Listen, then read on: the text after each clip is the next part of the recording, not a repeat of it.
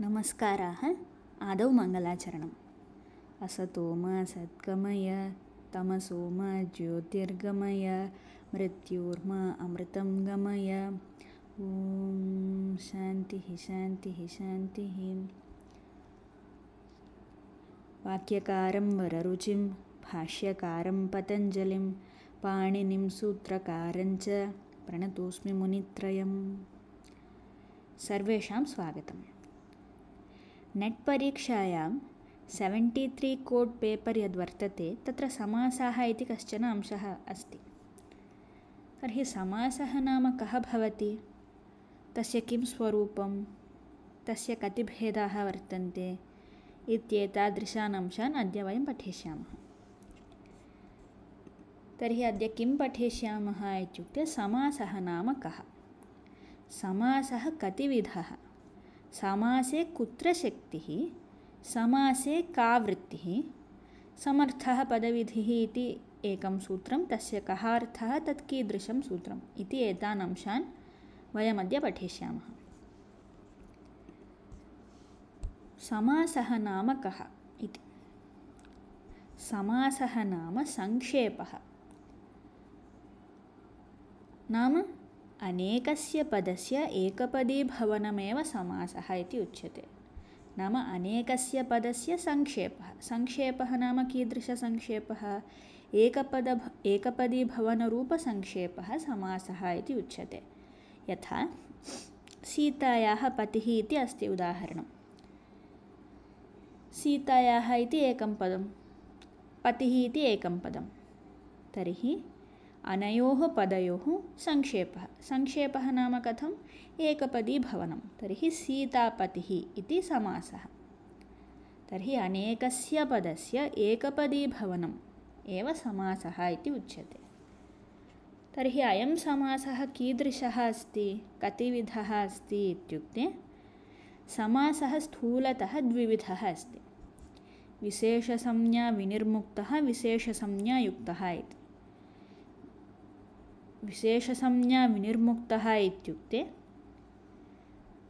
तत्र तस्य समासस्य कापि संज्ञा न भवति। नाम यथा अव्ययीभावः, तत्पुरुषः इत्यादि संज्ञाः केषाञ्चन समासानां भवन्ति, तथा अस्य समासस्य कापि संज्ञा न भवति। स एव विशेषसंज्ञा विनिर्मुक्तः समासः इति उच्यते। अस्य एव नामान्तरम् अस्ति केवलसमासः इति। केन सूत्रेण इत्युक्ते सहसुपा इति सूत्रेण विशेषसंज्ञा विनिर्मुक्तः केवलसमासः विधीयते। उदाहरणमस्ति अस्य भूतपूर्वः इति। अधुना विशेषसंज्ञायुक्तः इति। विशेषसंज्ञायुक्तः इत्युक्ते अत्र समासानां काचित् संज्ञा भवति। यथा पारे गङ्गम्, उन्मत्तगङ्गम्, उपकृष्णं, सूपप्रति इत्यादीनां समासानाम् अव्ययीभावः इति काचित् संज्ञा अस्ति। कृष्णश्रितः, नीलोत्पलं, सीतापतिः इत्येतादृशानां नाम इत्यादीनां समासानां तत्पुरुष इति संज्ञा अस्ति। पीताम्बरः, कण्ठे कालः इत्यादीनां बहुव्रीहिः इति संज्ञा अस्ति। तर्हि एवं येषां समासानां काचित् संज्ञा वर्तते ते समासाः विशेषसंज्ञायुक्ताः भवन्ति। तर्हि चतस्रः संज्ञाः वर्तन्ते समासानाम्। अव्ययीभावः, तत्पुरुषः, बहुव्रीहिः, द्वन्द्वः इति चतस्रः संज्ञाः। अतः तदाधारीकृत्य विशेषसंज्ञायुक्तः समासः चतुर्विधः भवति। अव्ययीभावः, तत्पुरुषः, बहुव्रीहिः, द्वन्द्वः इति। एतत् सर्वमेव आहत्य लघुसिद्धान्तकौमुद्यां समासः पञ्चविधः भवति इति उक्तम्। पञ्चविधः इत्युक्ते केवलसमासः नाम विशेषसंज्ञा विनिर्मुक्तः, अव्ययीभावः, तत्पुरुषः, बहुव्रीहिः, द्वन्द्वः इति। अग्रिमः अंशः अस्ति समासे कुत्र शक्तिः, समासे का वृत्तिः इति। अस्य किं तात्पर्यम् इत्युक्ते सामान्यतया वदामः चेत् इदानीं समासः इत्युक्ते कः? पदानां समूहः अथवा संक्षेपः। पदानां संक्षेपः, एकपदीभवनं समासः इति उच्यते। तर्हि सीतापतिः इति यदि वयं समासं स्वीकुर्मः तर्हि तत्र सीता इति तस्मिन् समासे एकः अवयवः अस्ति, पति इति एकः अवयवः अस्ति। इदानीं प्रश्नः अस्ति, वयं यदा सीतापति इति समासं वदिष्यामः तदा सीता इति शब्दस्य यः अर्थः अस्ति वस्तुतः तस्य प्रतीतिः भवति वा? एवं पति इति यः शब्दः वर्तते तस्य यः अर्थः तस्य प्रतीतिः सीतापति इत्यनेन भवति वा?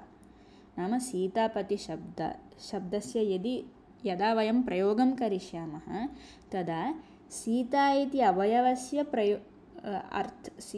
अवयवस्य यः अर्थः तस्य प्रतीतिः भवति वा? एवं पति इति यः शब्दः तस्य यः अर्थः तस्य प्रतीतिः च भवति वा? कुत्र? सीतापति इति शब्दात्, समासात् इति।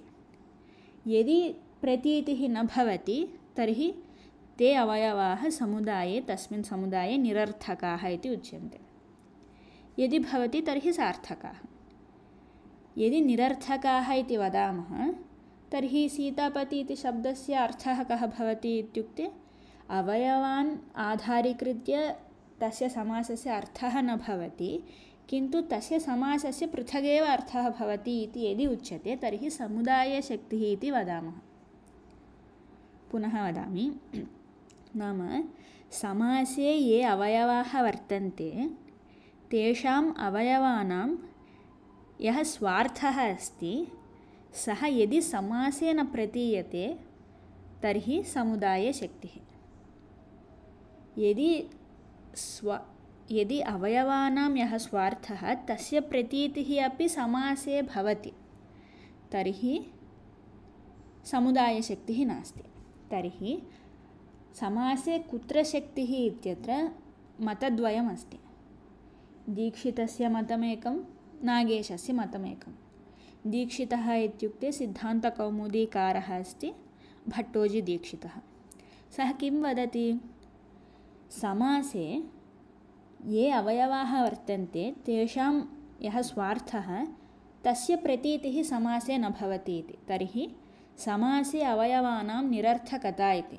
तेन किं सिद्ध्यति? तर्हि तस्य मते समासे समुदाये एव शक्तिः इति। अतः सीतापतिः इत्यत्र सीताशब्दस्य पृथग् अर्थः नास्ति, पति इति शब्दस्य च पृथग् अर्थः नास्ति। सीतापति इति यत् समस्तं पदं तस्य एव अर्थः अस्ति इति दीक्षितस्य मतं। तर्हि दीक्षितस्य मते शक्तिः कुत्र इत्युक्ते समुदाये एव। तर्हि दीक्षितस्य मते समासे का वृत्तिः इत्युक्ते जहत्स्वार्था वृत्तिः। जहत्स्वार्था वृत्तिः इत्युक्ते अपि स एव, नाम अवयवाः ये शब्दाः वर्तन्ते तेषां पृथग् अर्थः न भवति, किन्तु समुदायस्य एव अर्थः इति। तर्हि दीक्षितस्य मते समुदाये शक्तिः जहत्स्वार्था वृत्तिः च। नागेशस्य मतम् अन्यद् वर्तते। नाम नागेशः इत्युक्ते लघुशब्देन्दुशेखरादिग्रन्थं रचितवान्। सः किं कथयति इत्युक्ते सः अपि समुदाये एव शक्तिः इति वदति, किन्तु अवयवाः ये वर्तन्ते ते निरर्थकाः इति न वदति। नाम अवयवानामपि अर्थः भवति, ते किं कुर्वन्ति इत्युक्ते तेषां यः अर्थः तेन अर्थेन सहकृतः समुदायार्थः भवति इति। तर्हि अवयवानामपि तत्र अर्थवत्वं भवति, तेन अर्थेन सहकृतः समुदायार्थः भवति इति। तर्हि तस्य मते समुदाये एव शक्तिः, किन्तु कीदृशी सा शक्तिः इत्युक्ते अवयवशक्तिसहकृता समुदायशक्तिः इति। तर्हि अत्र किमुक्तं समुदाये ये अवयवाः तेषामपि अर्थवत्वम् अस्ति इति। यदि एवं स्वीकुर्मः तर्हि तत्र जहत्स्वार्था न भवति किन्तु अजहत्स्वार्था। यत्र समुदाये विद्यमानानाम् अवयवानाम् अर्थः न भवति इति वदामः, निरर्थकता इति वदामः, तर्हि तत्र जहत्स्वार्था। यत्र समुदाये विद्यमानानाम् अवयवानामपि अर्थः भवति इति वदामः तर्हि तत्र अजहत्स्वार्था इति। तर्हि नागेशस्य मते अवयवशक्तिसहकृता समुदायशक्तिः अजहत्स्वार्था वृत्तिः इति। दीक्षितस्य मतं समुदाये शक्तिः जहत्स्वार्था वृत्तिः इति अयं भेदः वर्तते अनयोः मतयोः। तर्हि नागेशस्य मते कुत्रापि जहत्स्वार्था न भवति वा समासेषु इत्युक्ते भवति, द्वयोः स्थलयोः। कुत्र? प्रथमः भवति यत्र रूढिर्विरोधिनी इति। द्वितीयः भवति द्वन्द्वे एवं बहुव्रीहौ च जहत्स्वार्था एव। एवं यत्र रूढिर्विरोधिनी भवति तत्र जहत्स्वार्था इति।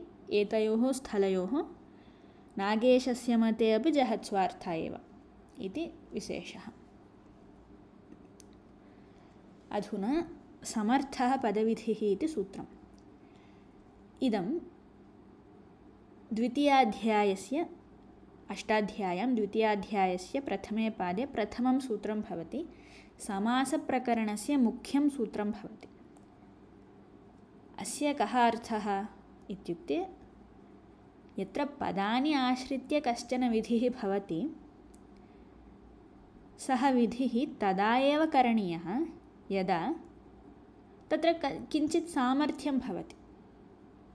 पुनः वदामि, यत्र पदानि आश्रित्य विधिः भवति तत्र सः विधिः तदा एव करणीयः यदा तत्र किञ्चित् सामर्थ्यं भवति।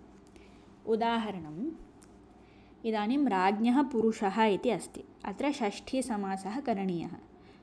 षष्ठीसमासः किम् आश्रित्य प्रवर्तते इत्युक्ते राज्ञः इति एकं पदं, पुरुषः इति अपरं पदं च। तर्हि पदे आश्रित्य षष्ठीसमासः प्रवर्तते इति कृत्वा षष्ठीसमासः पदविधिः अस्ति। तर्हि अत्र करणीयः विधिः अस्ति पदविधिः।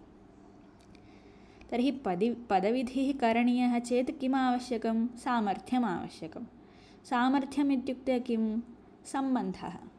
तर्हि अधुना राज्ञः पुरुषः इत्युक्ते इत्यत्र कश्चन सम्बन्धः अस्ति वा अनयोः पदयोः? आम्, राज्ञः पुरुषः। पुरुषः कीदृशः? राजसम्बन्धी पुरुषः। राजा कीदृशः? राज्ञः सेवकः पुरुषः इति। एवम् अनयोः शब्दयोः मध्ये कश्चन सम्बन्धः वर्तते, सामर्थ्यं वर्तते। अतः अत्र षष्ठीसमासः भवति। अतः यत्र यत्र पदविधिः करणीयः तत्र सामर्थ्यं किञ्चित् भवेत् इति तात्पर्यं। तर्हि सामर्थ्यं कीदृशम् इत्युक्ते सामर्थ्यं द्विविधं भवति। वृत्तौ